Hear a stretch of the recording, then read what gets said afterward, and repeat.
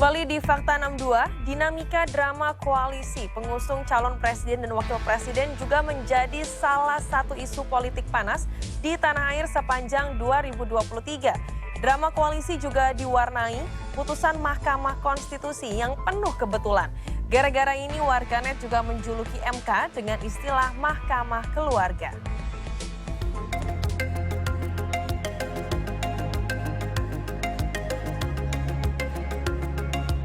2024 mendatang, masyarakat Indonesia akan berpesta demokrasi. Hal ini berbarengan dengan diadakannya pemilu serentak.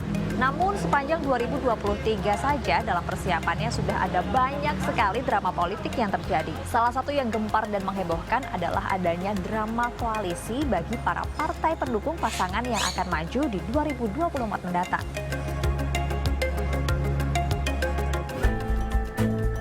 Dinamika politik jelang pesta demokrasi memang selalu menarik dan penuh intrik.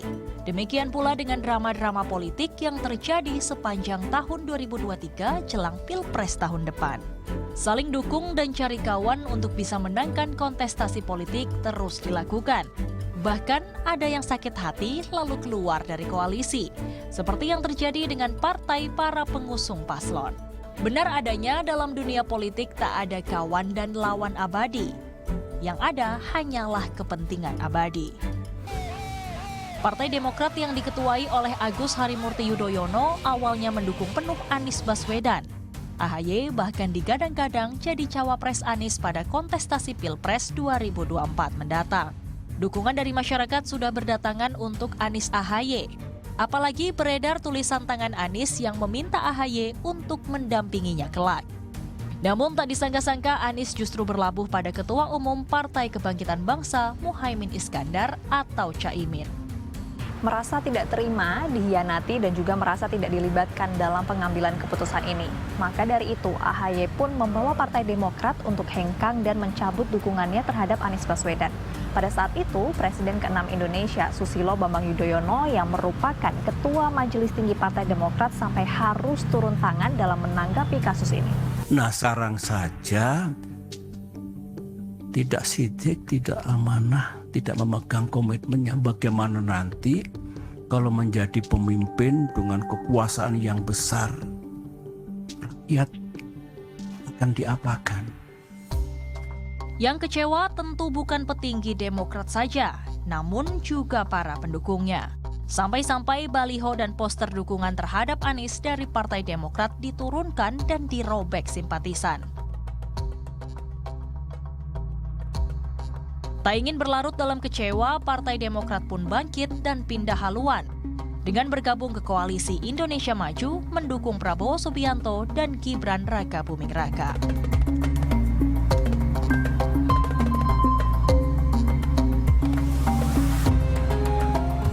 Yang tak kalah menggemparkan dunia politik tahun ini, 16 Oktober 2023, di mana saat itu Mahkamah Konstitusi membuat putusan MK nomor 90 terkait batas minimal usia capres dan cawapres yang menggemparkan masyarakat.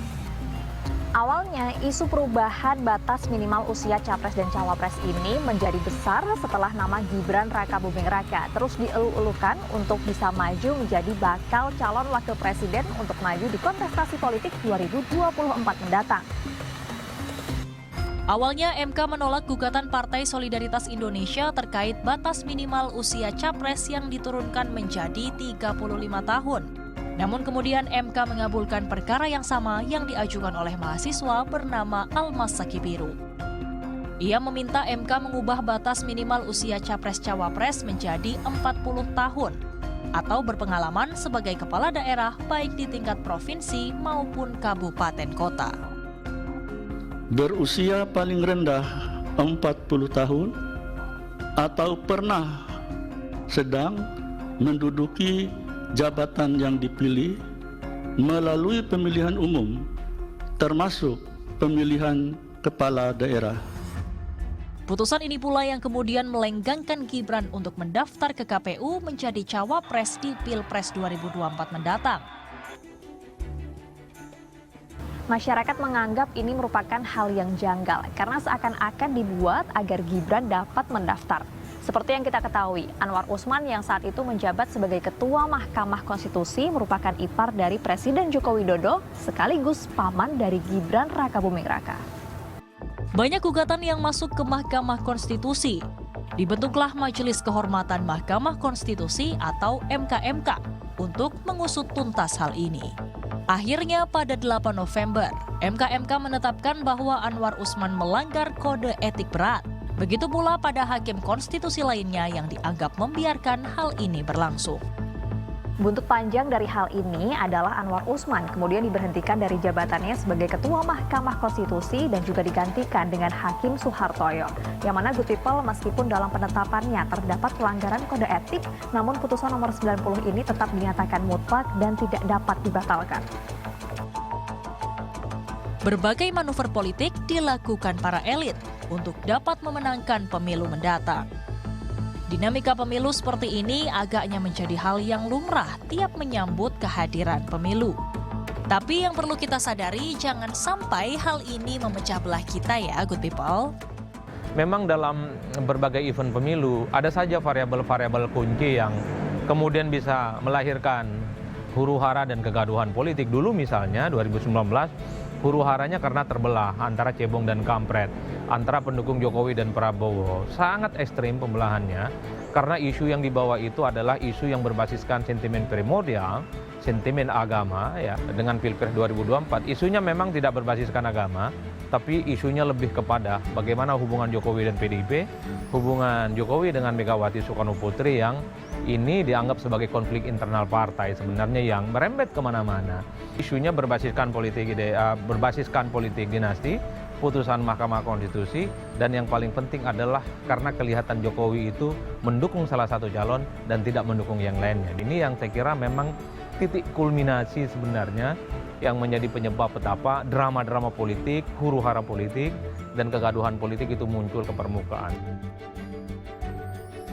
Kini kita telah memasuki masa kampanye para pasangan calon presiden dan calon wakil presiden. Siapapun pilihan kita nantinya harus saling menghargai perbedaan dan menjaga kerukunan ya, Good People. Selamat berpesta demokrasi. Maria Anastasia Adnan Adi melaporkan untuk NET.